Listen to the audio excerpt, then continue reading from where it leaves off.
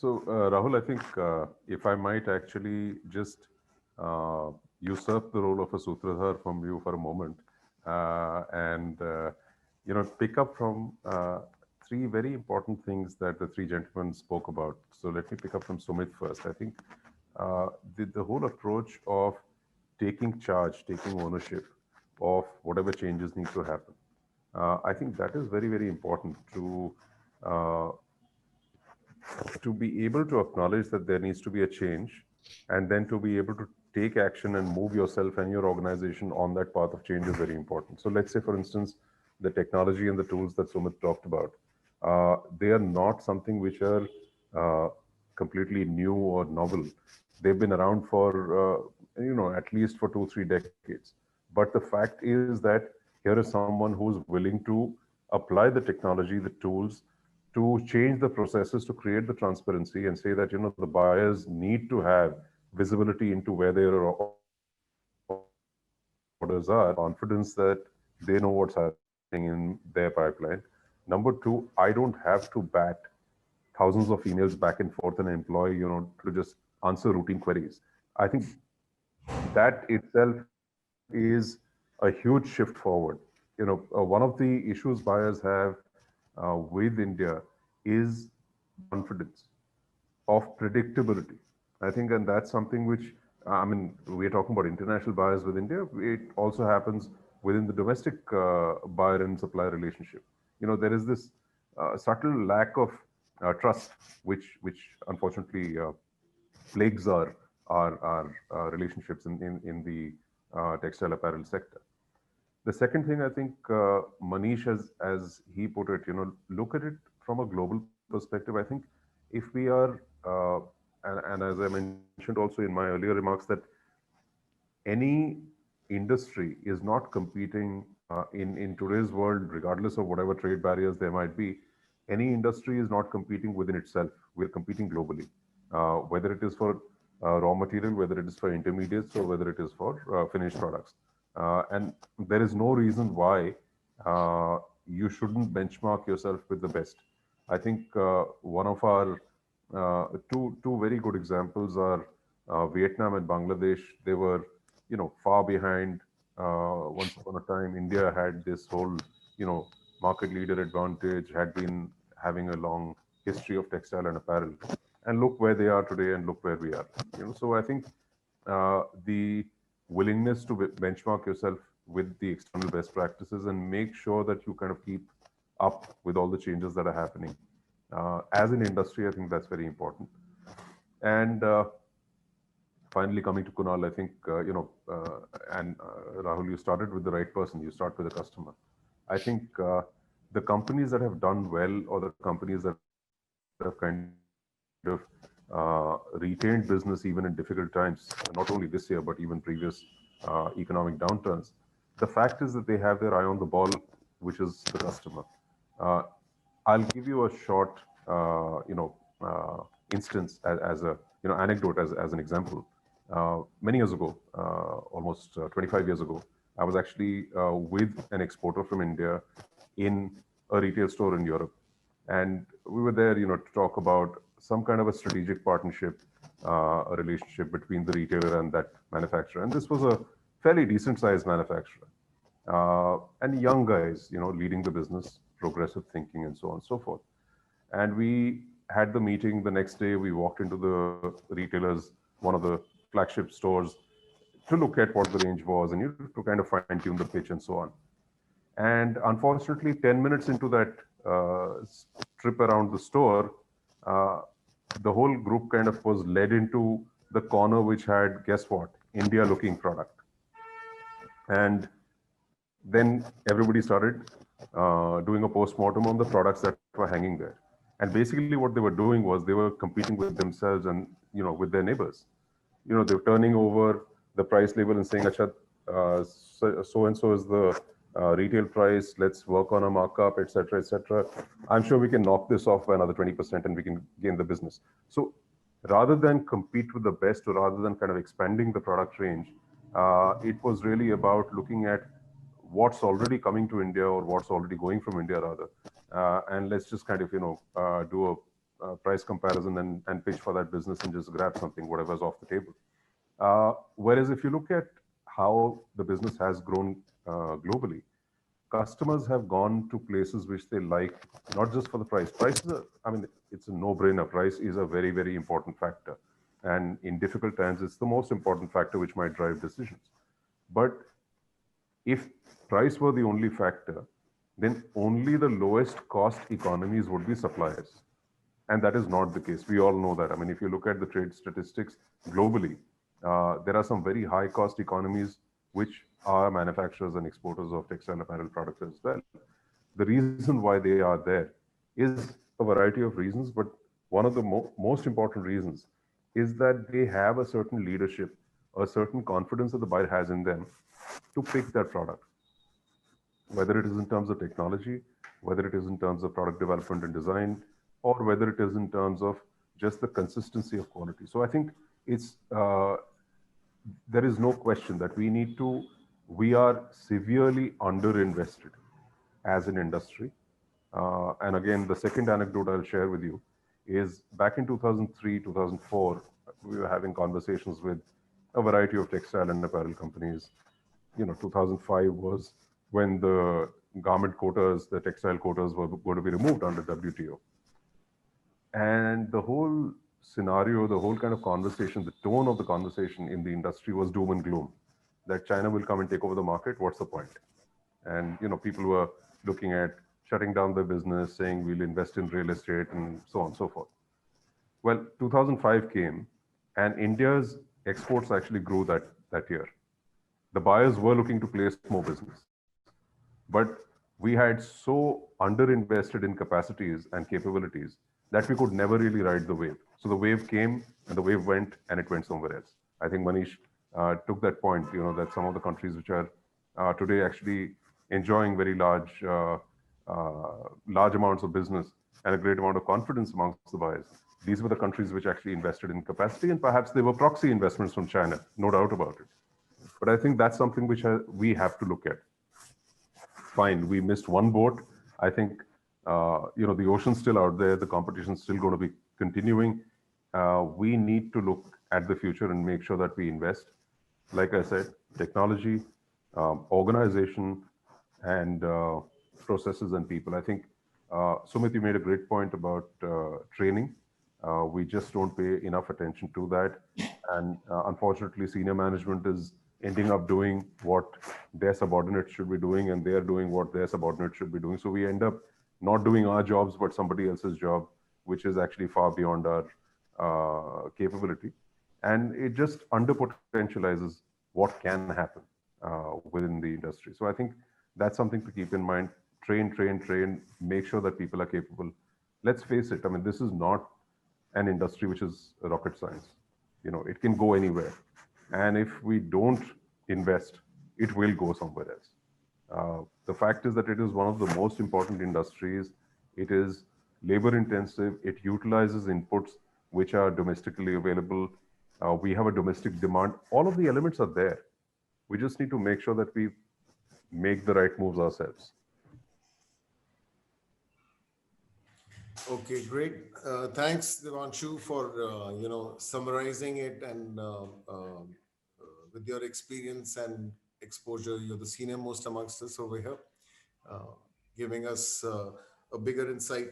Now, carrying forward, before I open the court to any questions and answers we might have amongst ourselves.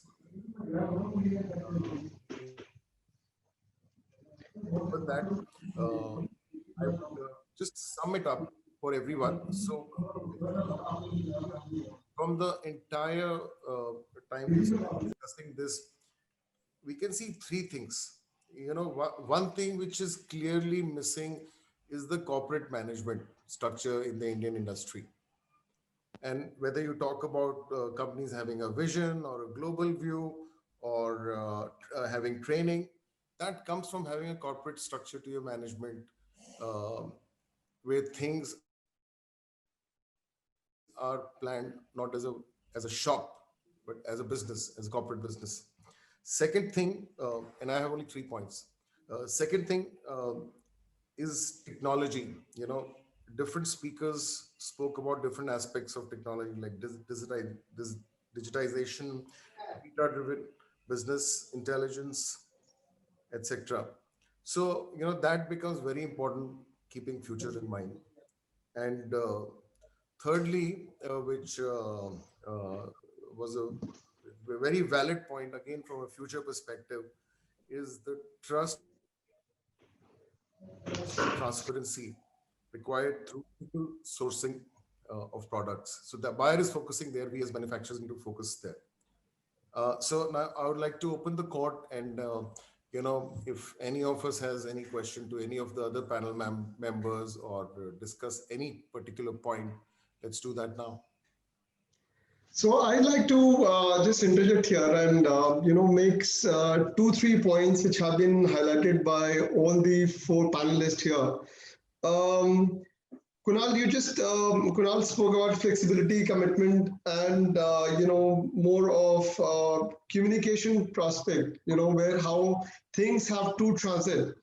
And then the another important element was, how the buyers are looking at the suppliers or the manufacturer at this point of time. Then if we were to look at it from a different tangent altogether, and we see technology playing a roadmap here, because ultimately what we have done in the last few years, and as an industry, I would slightly disagree with the fact on one point, that we have not invested enough. We have, in fact, invested more than our, capabilities. If I see as an industry as a complete supply chain, some of the earlier webinars where we had discussion with some of the other experts, our industry is the one which is kind of churning out nearly about 50% of our capacities. So most of the time we are, over capacity. We have over capacity which we have invested upon, and we are underutilizing our capacity. So this is one area which some of the experts have, highlighted in our earlier sessions. So one way to look at the entire area is that there is, I think, a lack of consistency of a flow. The transparency is missing out, and as Sumit also mentioned out, there are certain key points that he had introduced in his company, which is kind of going on the opposite direction and taking the company on the expansionist side. So transparency is one area which can be addressed with the technology, and that's what we are trying to address through a digital platform. As an industry, we totally understand that buyers will come for a business opportunity with new set of vendors only for first time or the second time, and it cannot go on every time again and again. So what we need is a system where evaluations can be mapped out, and evaluations can be something where somebody who has done good to the industry, or who has delivered on time, who has been able to live up to its commitments, honor its things in terms of trust, practices, delivery time, that person's information gets mapped, recorded, and can be shared. So that kind of an ecosystem still is not there. So where we lack out as an industry together is the fact that when buyers come out, they are not able to evaluate out of 1,000 suppliers, which are those 5, 10, 50 or 100 suppliers which can meet up to the expectations of standards, delivery, quality, commitments, all the things coming together. And if those vendors are already booked, how do I look at after A grade, how do I look at B grade or C grade kind of vendors? So that kind of an ecosystem is something what is required at this point of time. And that's the kind of a small initiative that we are trying to put in together through this digitization wave, that in case if there is a requirement that can be sourced out, whether it is a capacity, whether it is a product or a design or a factory or a vendor, depending upon a scorecard of its old delivery or its previous commitments that is met up, the person can actually take an advantage and build upon that. So it is small, I would say some of the points which were highlighted here in terms of e-commerce, digitization, trainings, and data-centric business intelligence. So those kind of business intelligence can only be charted either within an organization or for an ecosystem.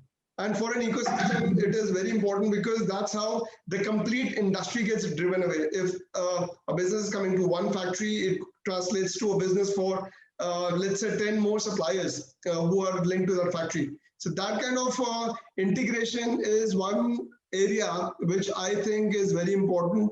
And as all the members who are there on this panel, you represent a different segment within the industry. So if there can be a common way that can be integrated, and that's a small initiative what Sodex is trying to do here.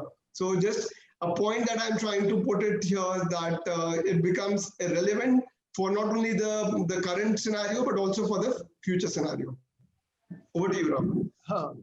Thanks, Sunil. I'm really happy you shared because, while we spoke about solutions, one of the solution providers is sitting amongst us who's hosting this platform. And the work you're doing with technology is really fabulous, and we really appreciate that. And I would want panelists and other people attending the webinar to explore it. So now the court is open, and then we can just go ahead and ask each of the questions or discuss any points discussed during the meeting. So anybody wants to go first? There's one of the things that Manish mentioned, and I think it made a lot of sense. That dimension, that perspective, was about giving a benchmark of China managed business. And it's not that as buyers we've not come across this. We have come across suppliers who are Chinese suppliers, but then the manufacturing happens elsewhere, like Vietnam or Cambodia, a lot of places. I think that. As a retailer, I do not want to get into the nitty-gritties of manufacturing. I do not want to get into TNAs. Picking a leaf from what Sumit had said, that if I start doing that job, then who's going to do my job of being a retailer, of being a brand, of providing that emotional joy of buying fashion by the end consumer. So somewhere down the line, like you have when you buy a PC or a laptop, you see that Intel inside. When you see that Lycra tag, we need manufacturing brands now. Whether these brands are factories, like Paramount, or these are systems like Sotex, but we need to create a trust in the buyer, where we have this magic happening behind the scene by people like Sumit and Sonal to supply us that trust and confidence. So I just wanted to mention that. Yeah, I think very valid point, Kunal. When you talk about trust, the trusted either I call it a super vendor, or you call it a platform like Sotex. You see, I think I've always kind of looked at, what has happened even within India when we want to look at other industries.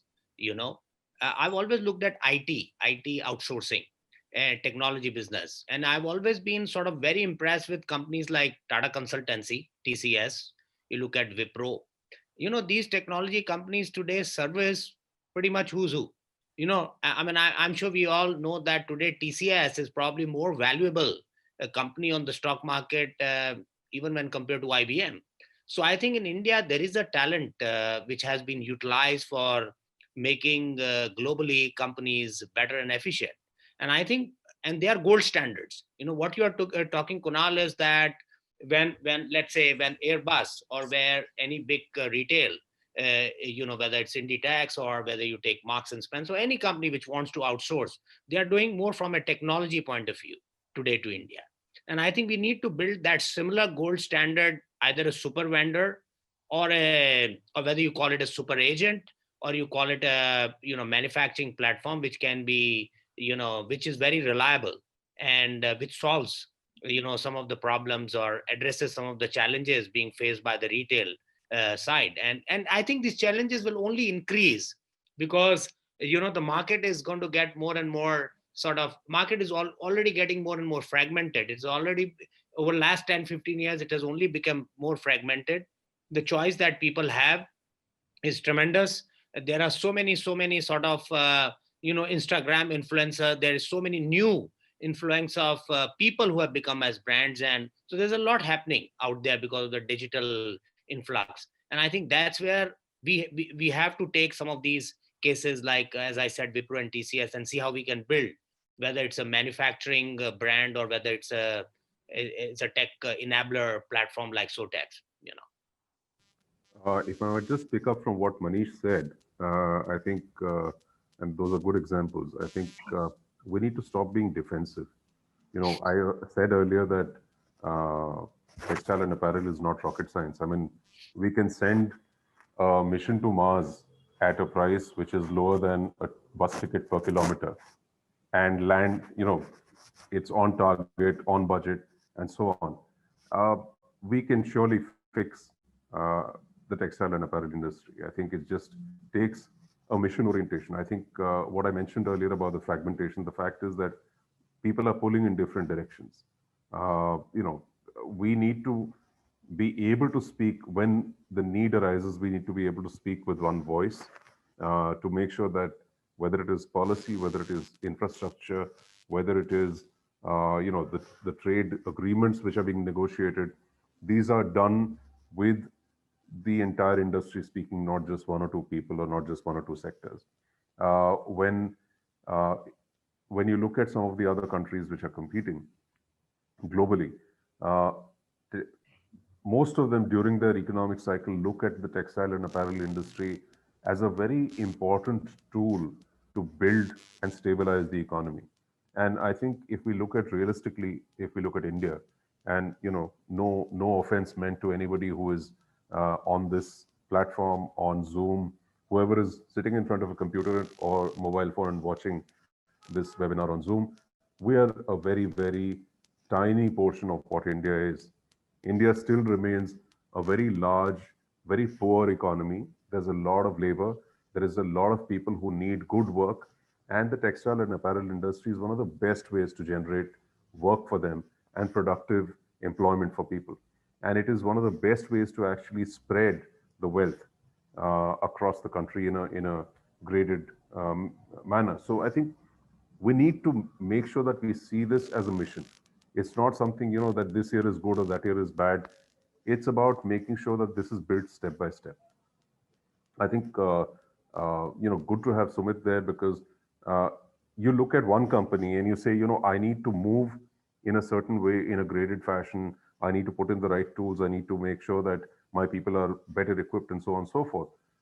You can do it and you can achieve what many others have not during that last 15 years that you've been working at your business. Many other businesses have actually shut or, they've declined during the same period of time because they've not been able to face the competitive pressure. The fact is that there are many, many opportunities right now in the market. As long as we have a mission orientation, I'm sure we can make things happen. But if we lack mission orientation, or if we, just dismiss the textile apparel industry as something which, uh, is a sunset industry, I've heard that phrase being used, or an industry in decline. I mean, we'll never get anywhere really with that kind of an attitude. So I think that's something to keep in mind.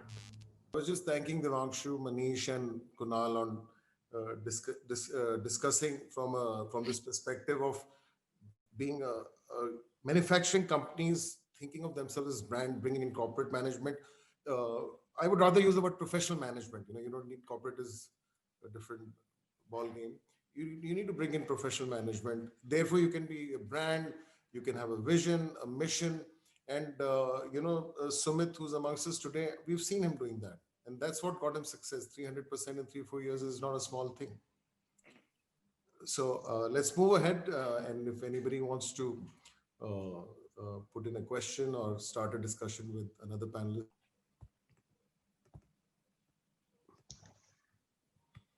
So Rahul, can we start with taking some questions from the attendees in the Yeah, room? no more discussions amongst the panelists. We can move to the Q&A with the attendees of the webinar. Sonal, I'm surprised you don't have a question. We have an esteemed panelist.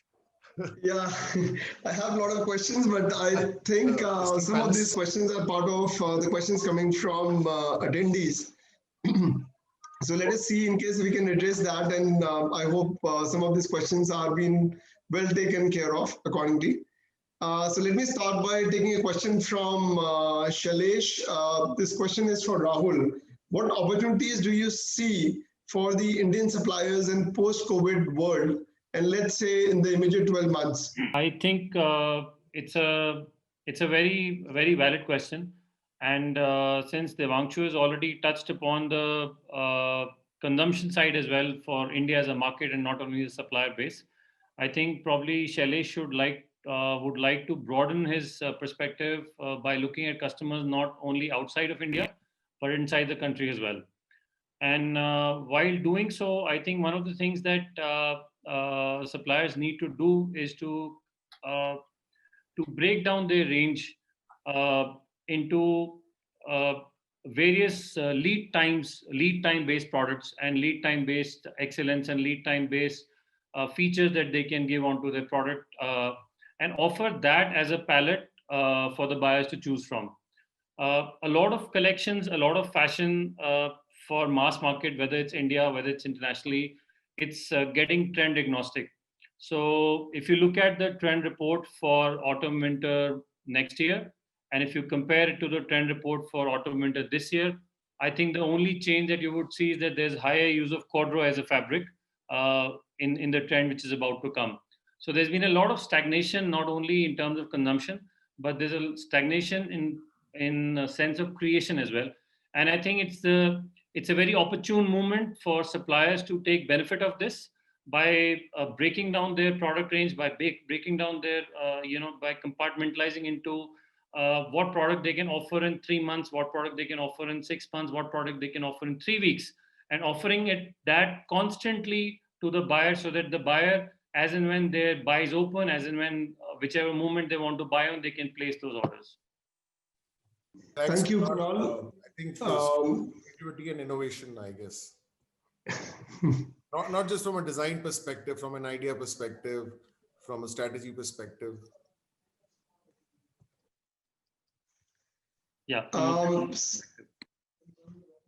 So let me take a subsequent question from Shailesh. This question is to Sumit. What kind of business intelligence or a tech support buyers or Sotex can provide you to aid the flexibility and the speed that you just spoke about? So do you think some of these kind of measures which you are already adopting to your organization can be addressed by a platform like Sotex? I don't know exactly if this can be addressed because these are going to be more ERP IT companies that are providing end-to-end solutions for internal processes of companies, starting from your sampling to your shipping. And unless you have a complete platform where you are running your entire organization on one single platform, and that platform is so powerful so as to give you a lot of business intelligence as well, some analysis that you need, because right now a lot of companies are not completely using these ERPs or these systems in all departments. So unless your entire company is on it, it's going to be difficult for you to really come out with the kind of BI that you really need. I mean, it could be a simple BI like an SRM, like you create an SRM for your supply chain, and monthly you are sending them their reports as to how they're performing in the basis of quality or delivery.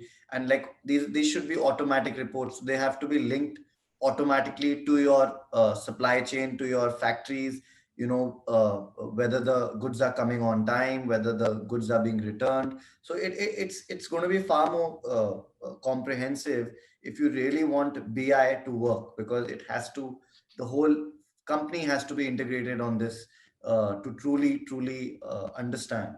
So I think I mean, I don't know how much Sotex or other people want to get into this, but I think a lot of companies are getting into it, just Last week, I met another ERP company who had a beautiful platform end to end with a lot of BI.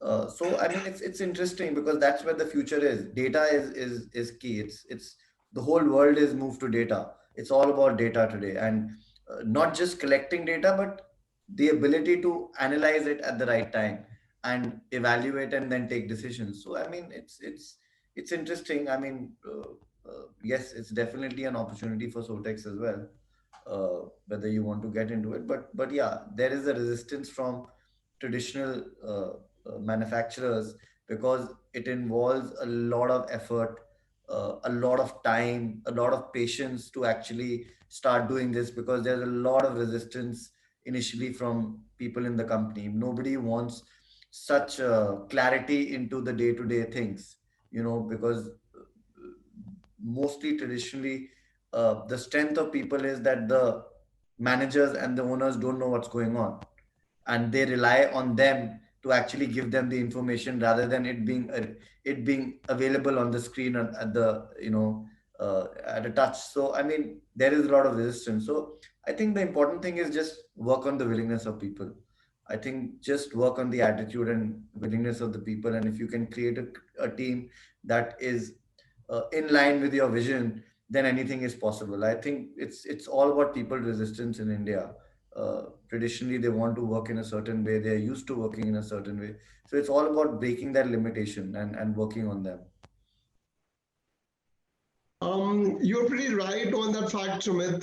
You had given out certain things that as a factory or as a manufacturer, everybody's going to rely on end-to-end delivery processes, and data is being the key. So what we have as a Sotex, as a platform, what we've been doing in the last 3 years that we have launched and 2 years that we have been in the market, that we have tried addressing the first key area wherein the discovery is an element wherein people say yes to one supplier and no to another supplier based on the instance. So what we are trying to capture here at this point of time is whatever inquiries or leads that gets generated through our platform, that's get recorded, and the information about how that inquiry behaved, whether it is from the buyer's end or whether that from the supplier end, both of them are able to record that in the system, and they have the access to that information at any point of time. So that is the first interface that we've created, and that's like the first starting point where we have created an engagement wherein people can map the buyers or the suppliers based on their profiling. Most of the time, and as a part of the industry and has been working in the industry for 20 years, what the key missing link that we thought it is important is people do not know how to judge a supplier, because it is anybody who walks into your office wants to pitch you for based on their products or their infrastructure is a word of mouth. So most of the information is shared by the word of mouth or through a catalog that they carry. So the only information that you can rely at this point of time is through their website. So other than that, you have to go experience a supplier, and based on the engagements that you are able to experience with them, you create a data for yourself in your system. So what we have done in the last few years of being in the systems is that we have created this data, and all these inquiries that have come in and the way these inquiries have been created into a business opportunities for people, that has been recorded. Now this opens up a door for new set of buyers. When they interact with such suppliers, they can evaluate them based on their rating system, based on the reviews that people have given out to them.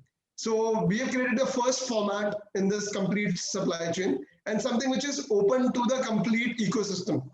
So that is how we as a platform have started creating the journey. But yes, a lot needs to be done over the years, and as you rightly pointed out, that if complete information about the company's PLM or the delivery processes in map, then things can be a lot more transparent.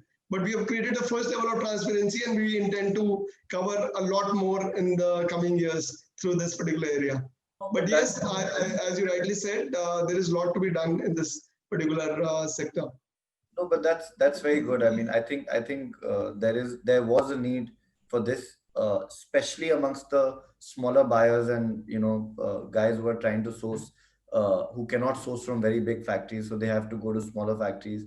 And of course, in India, I mean, we all know that there are issues with a lot of supply, the supply chain in general, who are not very big and working with bigger buyers. So I mean, there's a huge potential here. I mean, if you can create that for this ecosystem, I think that would be a great support for buyers and manufacturers. And I think it might actually make the manufacturers more wary and more concerned about their performance, because now it's going to be mapped.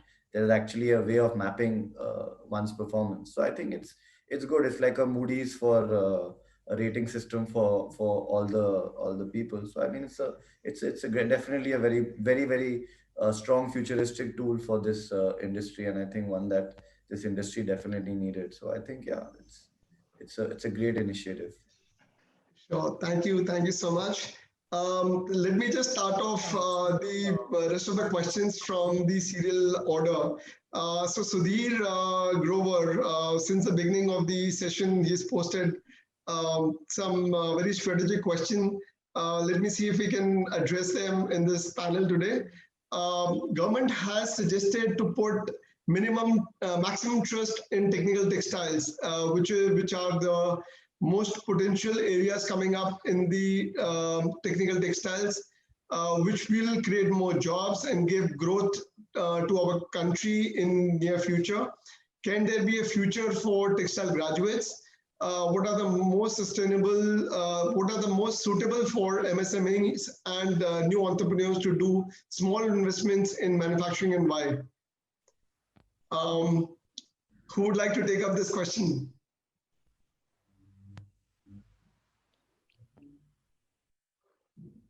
Okay, maybe I'll try, Sonil. Though of course I'm not directly engaged with either procurement or production of technical textiles at this point of time. But I think, I like to look at it in the context of, you look at medical textiles and all that whole thing, PPE and the whole thing that has gone around, and it's become a big sort of industry.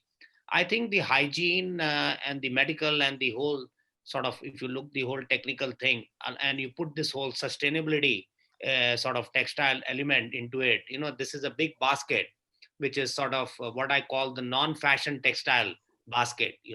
What we are used to is the fashion and the other sort of normal textile business, and this is the whole non-fashion textile business. I think this category is growing nicely. And you also have, there are textiles used for the automotive, there are textiles probably used for the car, and so there's an element of textile which is so you're looking at actually alternate form of consumption, which goes beyond which just goes beyond fashion and lifestyle. And I think this element will continue to increase, because I think India is more suited in terms of anything which is more value added, which requires more sort of deep dive into specialized technology. I think we will always do well, because we will also have the proximity to our market, because some of these textiles can be locally consumed within our own industry, and we don't really need to be so much development for export. So my sense is that this is a growing area, and I think this should grow definitely nicely in the next few years.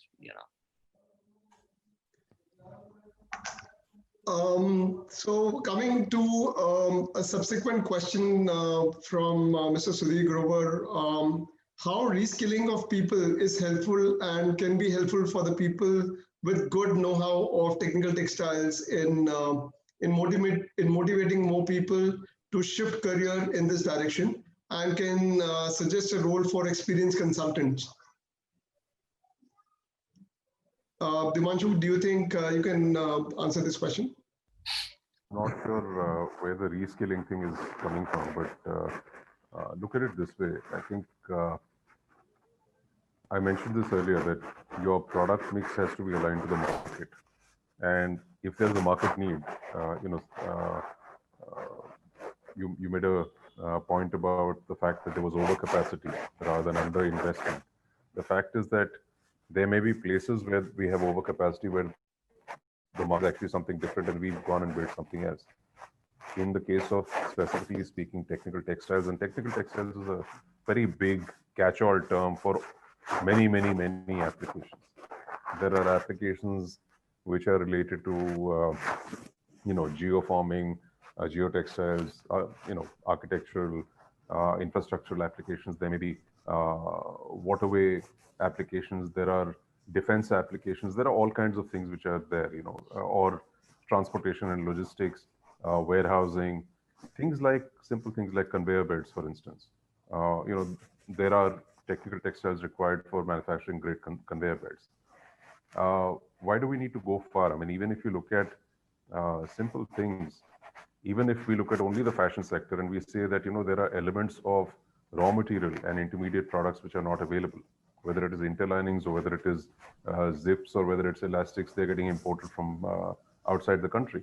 So the idea is to look at what is the market looking for, and is there a gap that can be fulfilled or filled up rather from domestic manufacturing. If you look at that, then you can start to look at which area you need to skill yourself in.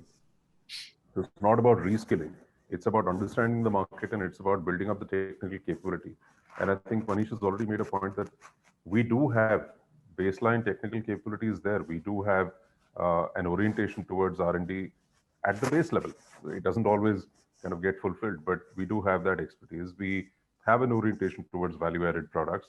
So I think it's just a question of applying yourself. And I think the person who's asked the question, I would just suggest to them, pick your area and just apply yourself to it rather than kind of looking at all kinds of directions. Technical textiles is a very, very big basket.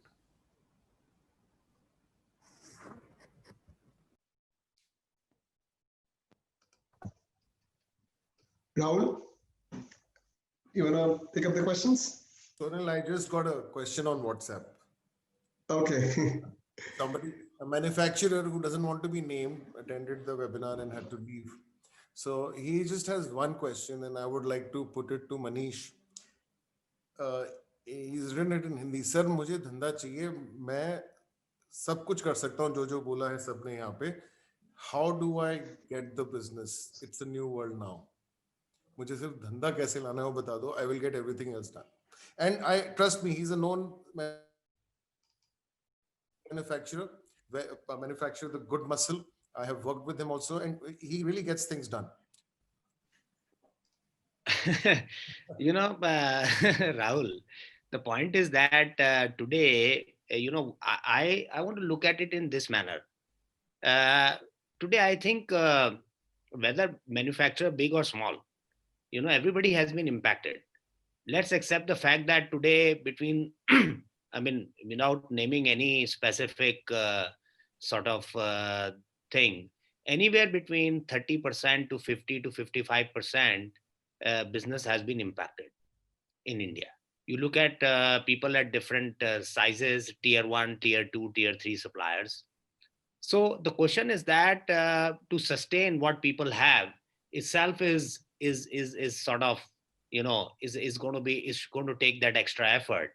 My point to this situation is very simple, that every company who has been in business for last 20 years or 25 years has been holding on to some customer. You always have a core customer. And so I think it's time to understand, what your core customers, how they have been tiding over the crisis, the current situation, and how you can sort of deeply strategically partner with them. Because if you are going to look out for a new customer, let's accept the fact that today probably the customer is not looking for a new vendor, because they are in a way tied up strategically to the existing supply base that already exists with them. So they need to fulfill some of the commitments that they already have with the existing supply base. So for them to, reallocate some new business, unless, as I said, that it's a migration business that comes, it's a category, like sweater, for example. I've always also mentioned some of the webinars that currently I was just as an example.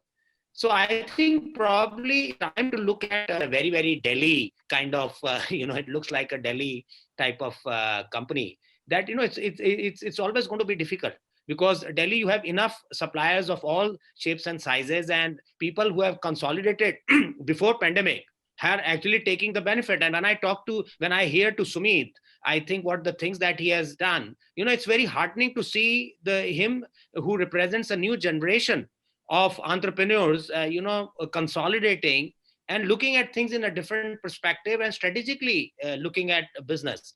So I think business lago is one element. The question is that, it should be like, how do you create that stickiness with the customer? And I would say that one has to, at this point of time, look at what one had.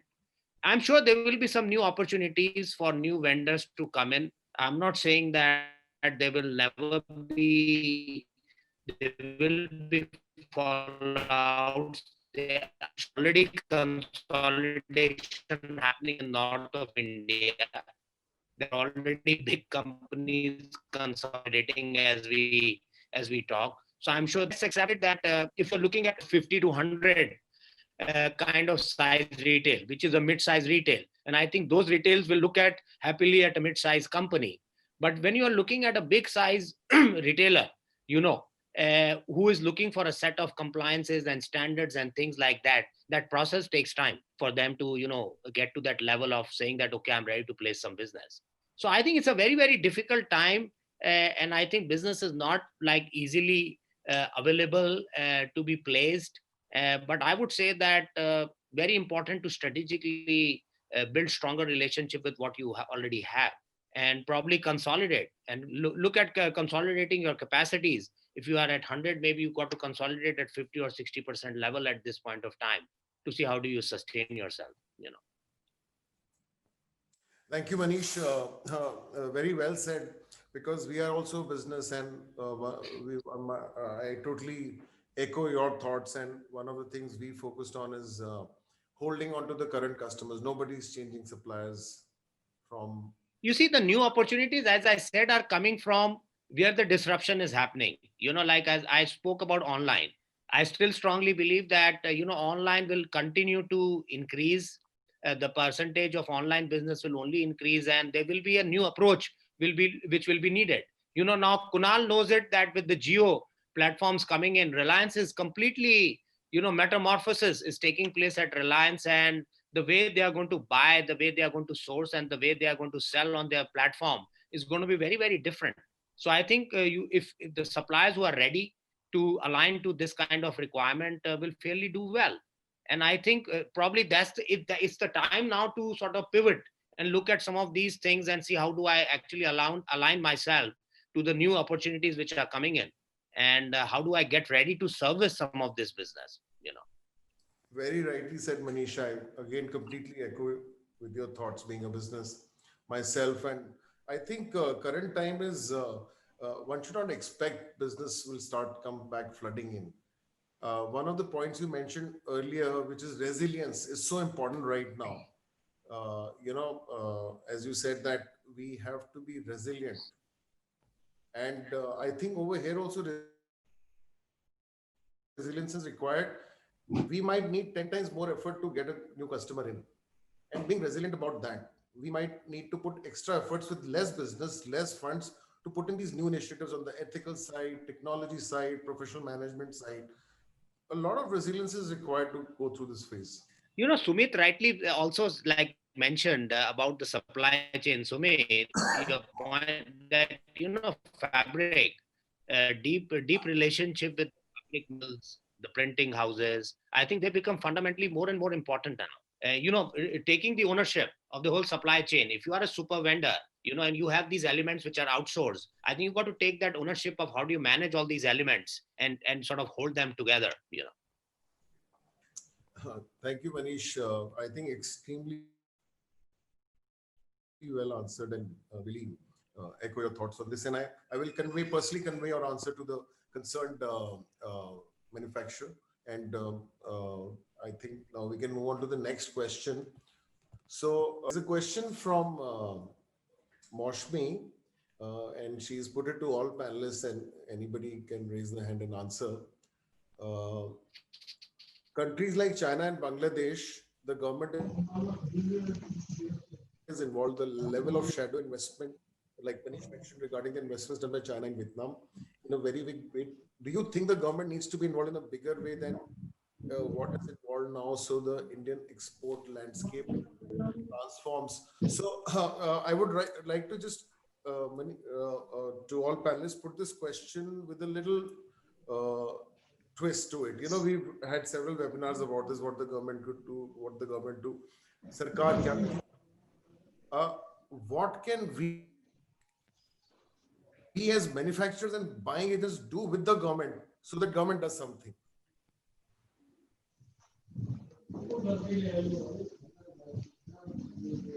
So the question is open, and so So I think we probably this will be last question, Rahul, as I can see that both this is the last question. and everybody got to. So I think this probably can be a kind of a minute take by all of us on this, because this is a sort of broad base. I think about government intervention. See, I think government probably also will do something that we have to help ourselves to help somebody. You know, I think there's a saying, and if government sees that the industry is making that effort, I think, and if they see the revenues coming in, I think they will put that effort in. And I think so. I think we got to just play to our strengths and continue to demonstrate. Because if you're going to start keep crying all the time, I think they will say that all these terms which are being used, sunset and all that, will keep coming in. You know, I don't believe that we are in a sunset industry, because textile has morphed into a fashion industry, and fashion and is becoming fashion and lifestyle and clothing. And I think whether you look at the export or the domestic consumption, I think Anything you want to say, Sumit, about this?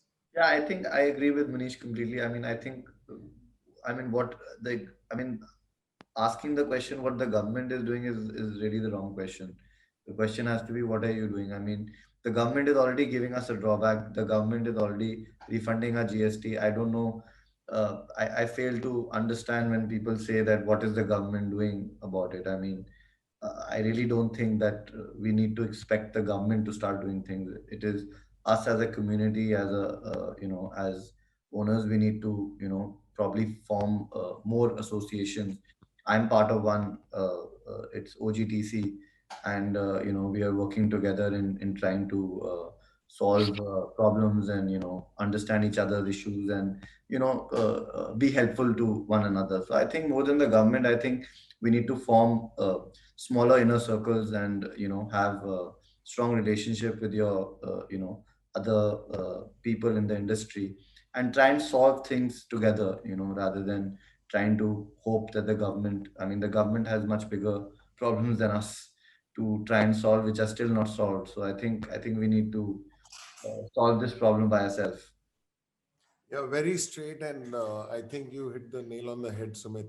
And currently, what I've seen is we as a business also are having synergies across and how we can work together and solve the problems. And this webinar itself is within a synergy. Thanks, Sumit. Kunal, I'll go on next to you. Would you want to answer something on that? Yeah, sure. Thanks, Rahul. So I think extending what's been already said by Sumit and Manish, which is very valid, I completely echo with their thoughts. As a buyer, I'd like to clear one line of thinking that we always have in our head, what buyers have, and contrary to what suppliers may think. Products are picked, POs are made purely on the merit of product and service, not on the merit of policies. I will not go ahead and buy something from Bangladesh or from Sri Lanka because of a trade policy if it does not fit my, my customer fitment, and if it cannot sell the way I want it to be sold.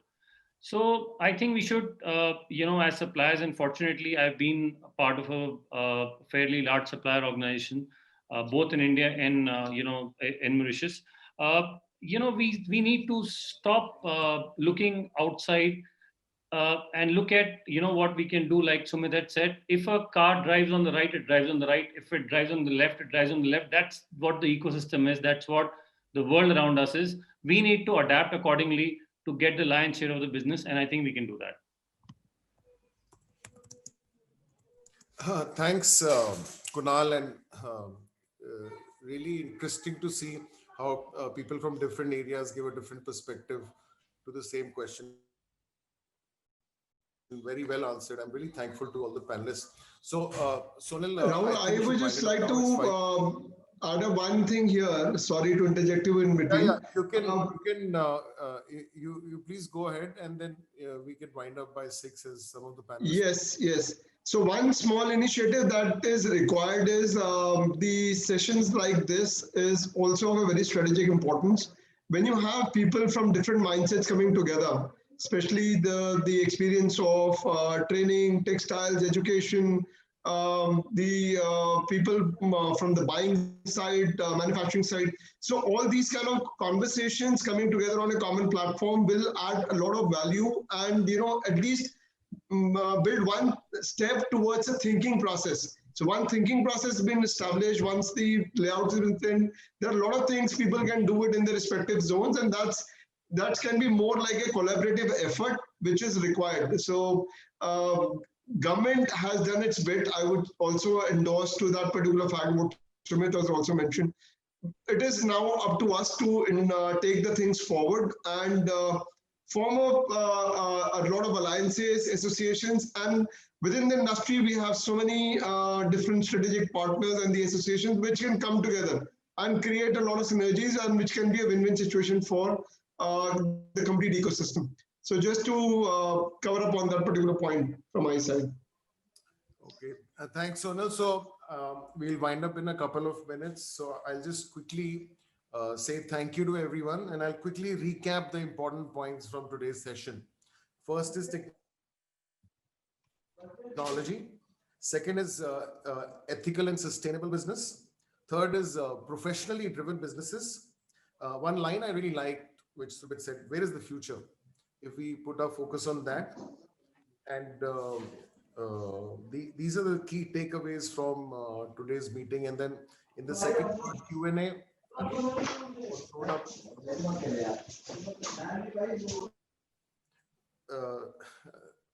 what showed up is that I think rather than taking the ownership and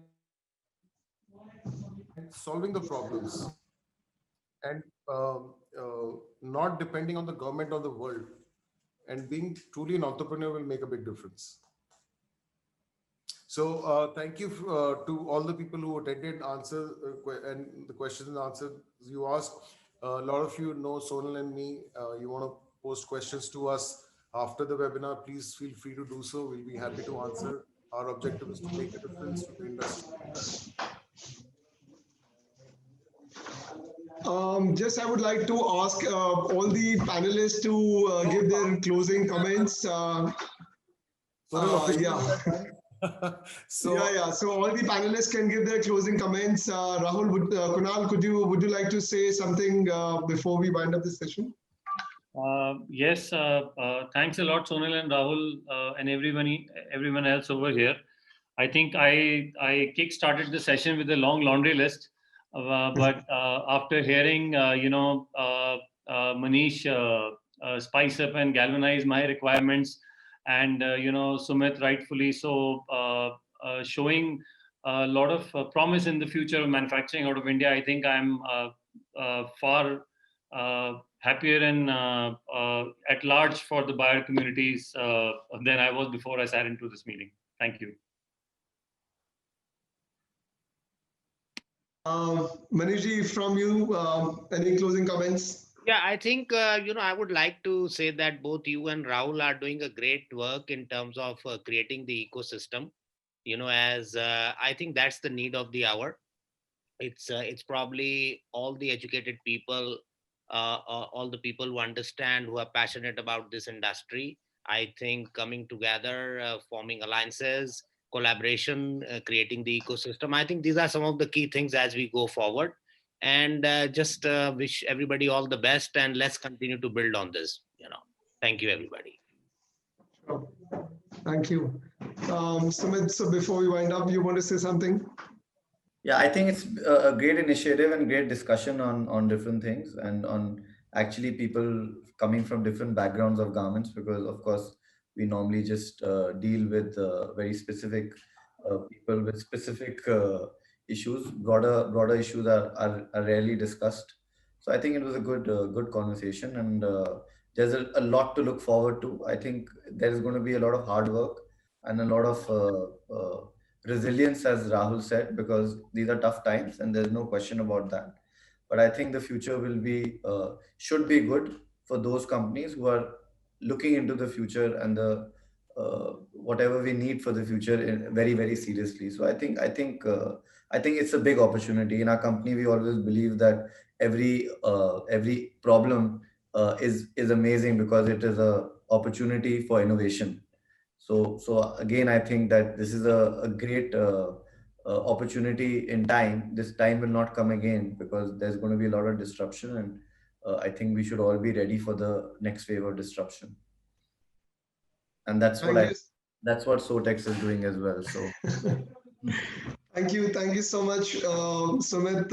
So two takeaways which I had from the very important conversation that you had, and the way Rahul has already summarized.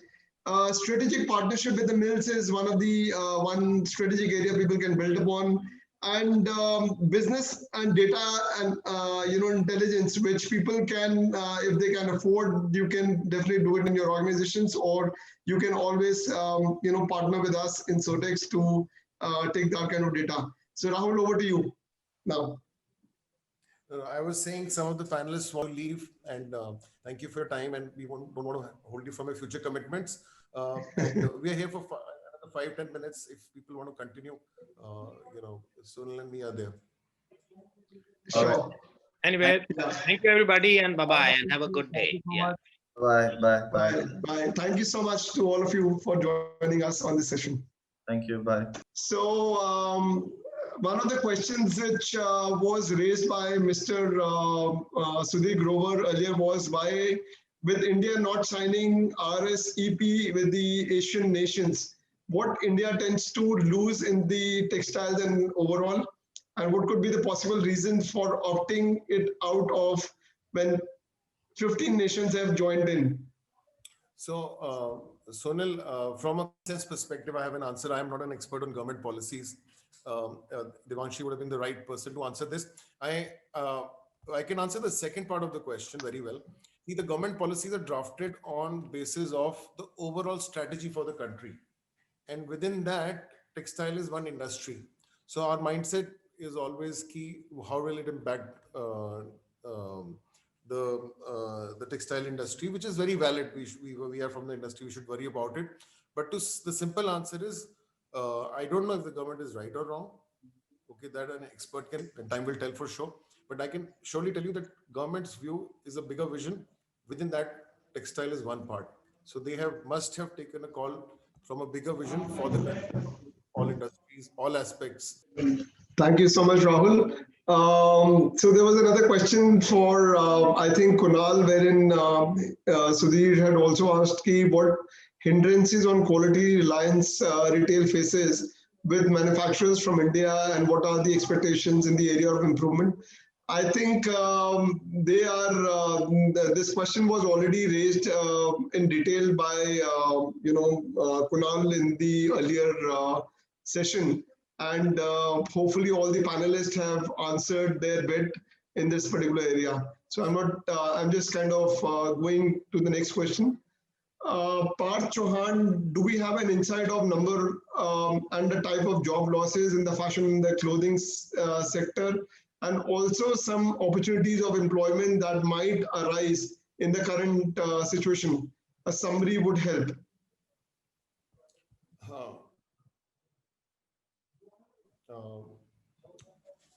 Well, I don't have data job loss figures. I run a buying house. and a design company, so I can speak from a business perspective. All I can, if you, I don't think the impact is as huge as it was expected. I would presume there is a job loss of maybe 10 or 20%. But why do we need this data, Sony? I think our attention should be on if I am an employee and if I have, then government would need this data for sure to manage the country. But if I'm a person who's lost a job, my focus should be to get my next job. What will I do with the data? Then, secondly, I think the times have changed. While when I speak to businessmen, they have most businessmen have changed their mindset, the way they're thinking, working, very, very different. And employee needs to change mindset. In current times, you have to jump the chain. An employee needs to think like an entrepreneur. A factory buyer to the factory needs to think like a factory, the way the factory thinks with the buyer. A point Sumit raised कि उसका धागा बटना fabric वो अपने बाहर से deal करता है. Then a factory has to think like a retailer and a brand has to think like an end use customer. And the other people who might need this data, people who can make a difference. Like if I'm a news channel up and show it to the government, like this is what's happening. We can provide more jobs.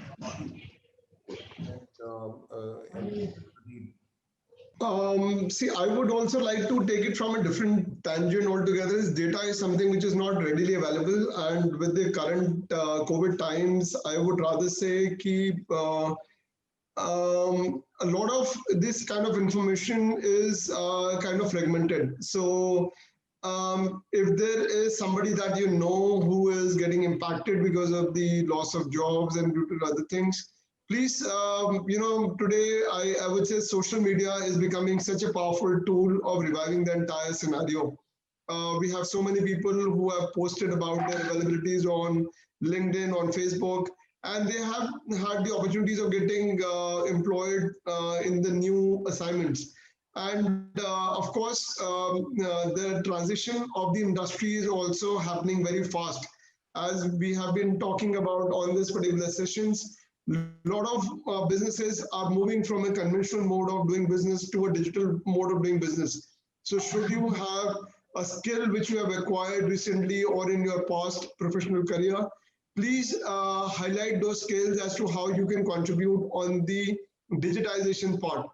If you have not been able to acquire it, please take up some courses or related things which are related to your particular field. It can be quality, it can be merchandising, something which can add more value. And those kind of areas are kind of becoming more strategic important.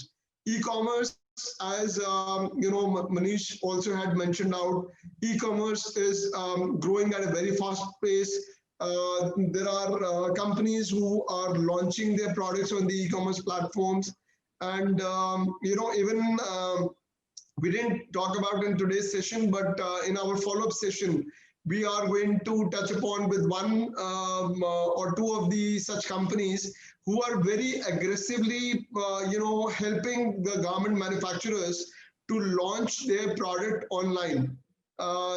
It can be on places like Ajio, Mantra, Amazon. So these are the new age verticals. If you are a garment exporter or a garment manufacturer who has got impacted with the current set of COVID, scenario, please look out for new age business models, because that's where the new revenue models are coming in, and those are the businesses and those are the areas which are becoming of very high strategic importance for your next phase of business growth. So you can look into that particular area also. So a lot of jobs are coming in that particular segment also. So these are some of the avenues that you should be looking out at. Please post your resumes on social medias, or please keep yourself open and please be lookout for Naukri.com, or in fact keep posting out your resumes in social media. But I would say that is one way to ride over the success, because people cannot do live interviews now. So a lot of things are going on the Zoom meetings and the Zoom webinars. So these kind of new interfaces are something which are of strategic importance, and that's how you can build upon and overcome this particular situation. So yeah, that can be one of the areas that I can think of at this point of time. And Sonal, a lot of people are helping out people, in terms of providing jobs. We have a WhatsApp group where we have many people from the industry who keep posting any jobs they see. The NIFTA has done a great job. They have actually set up a cell which is helping out young graduates in last 1 or 2 years to get a job. And because I'm part of NIFTA, I know that I helped one young person who I don't know get a job. Because even though I'm not part of the cell, because that cell put the message across to all Niftians, and whatever jobs we had, we put on the website. So in fact, at Sotex, we are looking at hiring more people to join on Team Sotex as a small business, as a new age business. We are also growing, and we're looking at people from different areas, especially who can talk over the phone, who can help the companies or the users online through. All you need is a sense of right communication, and how you can how you can present or solve the problem for the customers over the phone. So if you have that kind of instance, please feel free to reach out to us or reach out to Team Sotex. You can send us an email on info@sotex.com, or you may even send us on social media, wherever you feel like. So we are also looking at engaging with more members in our team. So yeah, we're open to that particular proposition as well. There you go, you have jobs. You offer, pass it on to your friends, anybody. The member support will keep continuing, and we'll keep improvising, keep innovating in this particular area. And I'm sure that there'll be a long-term vision that we can achieve by digitizing the complete ecosystem, where people can connect faster, engage faster, and do commerce in a very, very different tangent altogether in near future. So with this, I like to say goodbye, and thank you to everyone who has participated into this session. Thank you for your valuable time of being with us and staying till late, almost till 6:18. Kunal, Rahul, your closing words that you want to share? I have special thank for 11 participants who are still there. It's been 2.5 hours almost. Yeah, thank you. Thank you to all those participants.